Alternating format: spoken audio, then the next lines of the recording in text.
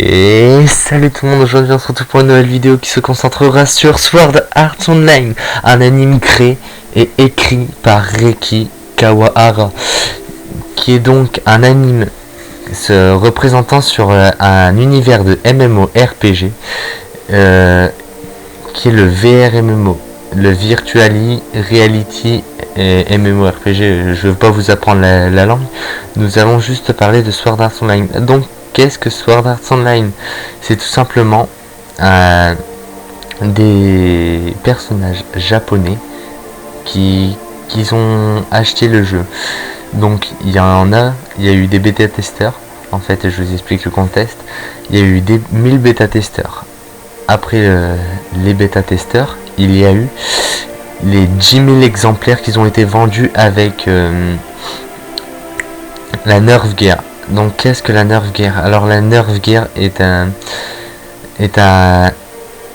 une console, on pourrait dire une console, oui, car elle n'existe peut-être pas vraiment, mais j'ai déjà vu plusieurs projets aujourd'hui qui se concentrera sur la Nerf Gear et qui va finalement exister. Oui, elle va exister parce qu'il y a déjà un projet dessus. C'est ainsi pourquoi Sword Art Online a été créé. Normalement c'est une info confidentielle qui ne devait pas être publiée, mais j'ai vu ça sur un site spécial, c'était écrit japonais, mais j'ai eu un ami qui est lui-même japonais et enfin il a des origines, excusez-moi, et il m'a lu tout ça et j'étais bouche bée le jour-là. Et oui, donc Sword Art Online est un projet, oui, et en fait c'est tout simplement, on va dire entre guillemets, je vous dis bien entre guillemets, une pub pour la future console qui sortira peut-être vers 2022, oui, parce que c'était une date prévue. Ils n'ont pas choisi n'importe quelle date. La date, ils n'ont pas fait claquement de doigts et puis ils ont trouvé la date. Donc Sword Art Online était un projet réel. Donc je vous en dirai plus vers la suite de la vidéo. Donc aujourd'hui, je vais vous présenter donc Sword Art. Et donc nous allons aujourd'hui voir les personnages. Donc qui sont les personnages? Donc le personnage, excusez-moi, avec les cheveux roses s'appelle Lisbeth. Donc il y a un truc que je n'ai jamais compris, c'est que au tout début de l'anime, si vous avez jamais regardé l'anime, franchement arrêtez la vidéo, allez d'abord regarder l'anime et après ensuite revenez voir la vidéo. Donc je vous dis ça maintenant parce que je spoil. Il donne un miroir en fait, Heathcliff. Il donne un miroir à tous les joueurs pour qui mettent excusez-moi, leur vrai visage et leur vraie forme. En gros, si t'es gros, tu seras vraiment gros dans le jeu et tout. C'est une façon de voir les choses. Et donc Akihiko Kayaba, je dis son vrai prénom parce que c'est lui le créateur de la Nerf Gear et lui aussi l'administrateur du jeu, celui qui va jouer tout simplement, qui donnera ce miroir. Et vous allez dire, mais comment ils ont pu réussir à capter tout le corps avec un simple casque? Eh bien c'est G dans l'anime. Il fallait passer les mains tout autour de son corps et c'est ainsi que la Nerf Gear a récupéré toutes les données ainsi données à la Nerf Gear à ce moment-ci. Et pour le scan du visage, c'est vraiment un scan super précis. Donc Asuna, qui est devenu comment dire, on va pas dire leader, mais sous-chef d'une guilde super puissante, la plus puissante du jeu. Vous m'avez compris, dans l'anime quoi. Et donc qui va tomber amoureuse de Kirito, et Kirito c'est pareil. Donc après nous avons Silica. Alors qui est Silica? Silica est une personne que Kirito sauve avec son petit dragon sur la tête. On appelle ça plutôt un familier du niveau jeu vidéo. Je sais pas si vous faites énormément de jeux vidéo comme moi, mais moi j'appelle plutôt ça un familier. Mais vu qu'il y a plusieurs, excusez-moi, catégories de familiers, moi j'appelle ça un dragon, comme ça je m'y repère. Donc oui, Silica est une personne que Kirito a sauvée et qui a aidé Kirito, oui, et a aidé Silica à faire ressusciter son dragon, car son dragon, oui, s'est sacrifié pour sauver son ami qui est Silica, tout simplement, la fille aux cheveux marrons. Et à pas confondre avec Asuna qui a les cheveux orangés, vous m'avez compris, roux pour les plus intimes. Donc elle va finir par tomber amoureuse de Kirito. Nous le verrons cela à la fin de la saison 1, il me semble, quand ils seront dans leur école. Et donc voilà, donc vous voyez une petite fille tout en blanc avec des cheveux noirs. Vous allez vous demander peut-être c'est qui si vous l'avez jamais vu. Il s'agit tout simplement de Yui.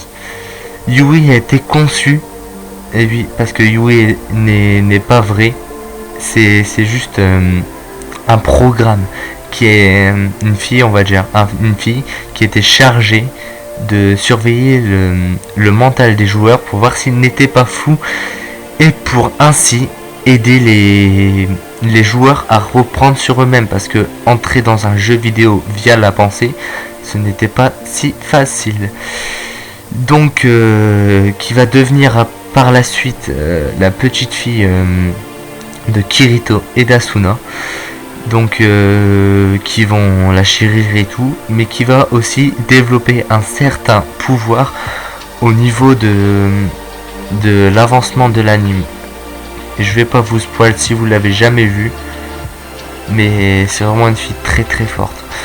Donc il y a aussi un autre personnage qui se nomme Klein, mais qui n'est pas sur cette image. Et donc qui est Klein, vous allez me dire? Mais Klein est tout simplement un ami de Kirito. Enfin, on peut appeler ça un ami, mais Kirito est plutôt joueur solo, comme on a pu le remarquer. Et Kirito va apprendre les bases à Klein, et c'est grâce à ça que Klein réussit à avancer dans le jeu. Donc c'est fait. Après il y a Gajil, il me semble que c'est son prénom, parce que ils ont pas tous les mêmes prénoms en français qu'en japonais. Il y a une prononciation différente. Moi je le dis en français. Donc voilà. Donc Gajil, qui est un forgeron qu'on retrouve vers l'épisode 2. Il me semble, oui, que c'est l'épisode 2. Et qui va détruire le premier boss du premier palier. Enfin, qui va pas le détruire, mais qui va défendre Kirito au moment où il se fait tuer, le mec aux cheveux bleus. Que je n'ai plus le nom, excusez-moi, c'est une erreur de ma part. J'ai pas fait assez de recherches, et puis il y a longtemps que j'ai pas parlé de Sword Art Online. C'est juste que là je voulais faire une petite vidéo pour vous présenter. Donc pour ceux qui ne connaissaient pas l'anime, parce que je ne suis pas fort, comment dire, pour retenir les prénoms japonais et tout. Franchement c'est vraiment quelque chose de difficile pour moi, parce que je connais tellement d'animes, ça fait des années que je regarde. Et donc c'est pareil, c'est assez difficile. Pour ceux qui connaissent aussi dans Tokyo Ghoul, c'est difficile aussi à retenir tous les prénoms. Donc oui, je ne serai pas tous les prénoms, mais c'est plutôt une vidéo présentation et critique de Sword Art Online. Donc voilà. Et donc parlons de Kirito. Donc qui est Kirito? Son vrai prénom est Kazuto, et tout simplement l'un des joueurs les plus balèzes du jeu. Et en fait ce qu'il va faire, c'est d'abord un joueur solo, du fait qu'il a participé à la bêta test, on va dire, ouais, de Sword Art Online. Et donc il avait appris les bases, mais à ce qui paraît, c'est pas encore prouvé en fait, mais je pense pas que ce soit vrai. Il avait dit que dans l'anime qu'il avait comment dire, atteint un palier que personne n'avait atteint. Donc c'est peut-être faux en fait, parce que il s'est retenu, et puis on peut voir un petit côté sombre menteur sur son visage. Je sais pas si vous voyez de quoi je parle. Et c'était pour faire effrayer les autres joueurs et ainsi défendre tous les anciens bêta-testeurs. Il a fait ça pour défendre tout le monde. Et c'est peut-être un mensonge qu'il a fait. Mais le fait qu'il a fait du sport, parce que son grand-père, il me semble, le martyrisait pour qu'il y aille. Et alors sa cousine a pris la relève du sport que faisait Kirito et a travaillé doublement. Et donc oui, donc il avait déjà appris quelques bases. Et donc Kirito savait quelle technique pouvait utiliser, par exemple une arme, les épées, parce qu'on a trouvé un tauloir. C'est pas un tauloir, c'est un autre truc. Mais bon, ce n'est pas grave, on n'est pas là pour parler des boss, mais de Kirito actuellement. Donc lui qui va finir par être joueur solo et être le plus haut niveau du jeu. Normalement c'est lui le plus haut niveau parce qu'il fait partie de la guilde des conquérants. Et donc c'est l'un des joueurs les plus forts et qui a obtenu l'épéiste double, qui est ainsi aussi le petit ami de Asuna. Donc là je vais faire une petite critique. Vous avez tous remarqué qu'à la saison 1, ils forment un couple et tout. Et puis même Kirito, il va le sauver. Et puis on les voit souvent s'embrasser. Mais au début de la saison 2, quand il va se transformer en fille, il va s'éloigner de Asuna. Et même après, dans le truc avec les elfes, j'ai plus le nom, c'est grave. Et donc il va s'éloigner d'Asuna et on va les voir de moins en moins ensemble et plus proche de la fille qui va se faire un moment violer. Mais au moment où elle allait se faire violer, en fait Kirito est arrivé et a sauvé la fille. Je vais dire la fille parce que j'ai pas envie de dire le prénom, parce que si vous avez jamais regardé la saison 2, je vais rien dire du tout. Donc voilà, c'est la fin pour Kirito. Et donc Kirito a perdu une fille, en fait, une amie. Je vais pas vous dire c'est qui, parce que si vous avez jamais regardé l'anime, c'est mort pour vous. Et donc pour vous faire lâcher le suspense, il a rejoint une guilde à un moment qui est le chat noir des clairs de lune. Et donc il s'est fait des amis, mais il a caché son niveau. C'était une grosse erreur. Parce qu'à un moment, ils vont aller dans une salle et vont trouver un coffre piégé qui vont les tuer. Que seulement Kirito va survivre par rapport à son level. Parce qu'il a une vingtaine environ de level de plus que les autres. Et donc va finir par perdre tous ses amis. Et la promesse qu'il a fait à la fille qu'elle survivrait dans ce jeu. Et qu'elle elle-même savait que si elle continuait à avancer, elle mourrait. Et il n'a pas pu tenir sa promesse et s'est fait piéger. Et ainsi donc est passé dans la dépression. Kirito lui est parti en dépressif.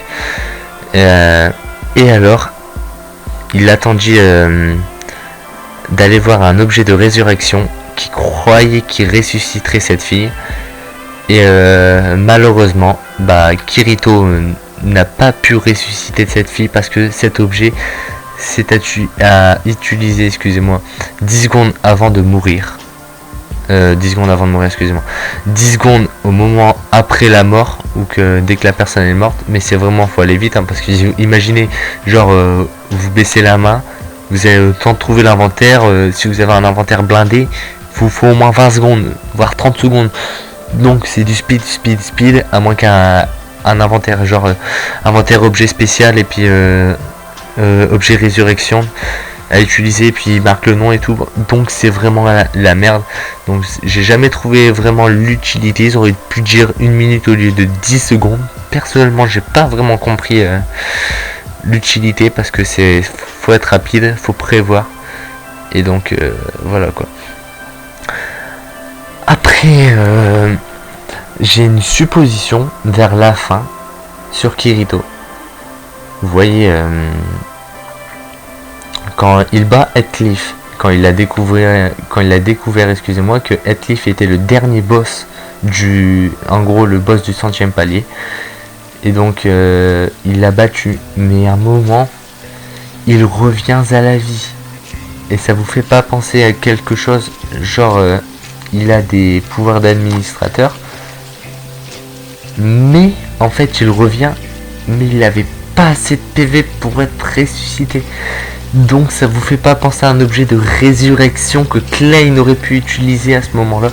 Moi personnellement c'est la question que je me pose depuis toujours et que j'aurais peut-être jamais la réponse, à part si vous me le disiez dans les commentaires. Parce que Klein aurait pu utiliser ça au dernier moment malgré le poison de la paralysie. On remarque aussi qu'Asuna s'est sacrifié pour Kirito malgré le poison. Et donc rien n'est impossible. Peut-être que Klein l'avait prévu. Et donc a ressuscité Kirito pendant quelques secondes. Et a ainsi pu vaincre Heathcliff. Donc c'est ainsi fini pour cette vidéo. J'espère que ça vous aura plu. Il y aura sûrement une partie 2. Car là j'ai pas toute information. J'espère retrouver des choses qui pourraient me faire plaisir.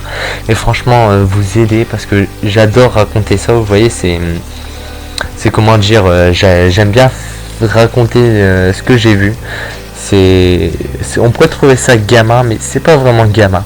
Donc c'est sur ces quelques images et sur ces quelques informations et sur mon avis personnel que je vais vous dire une bonne soirée, que vous passez une bonne journée aussi pour ceux qui regardent cette vidéo en pleine journée, que vous pouvez vous abonner si vous en avez envie, que vous pouvez liker, ça prend 2 secondes et franchement pour moi, franchement ça me ferait super chaud au cœur.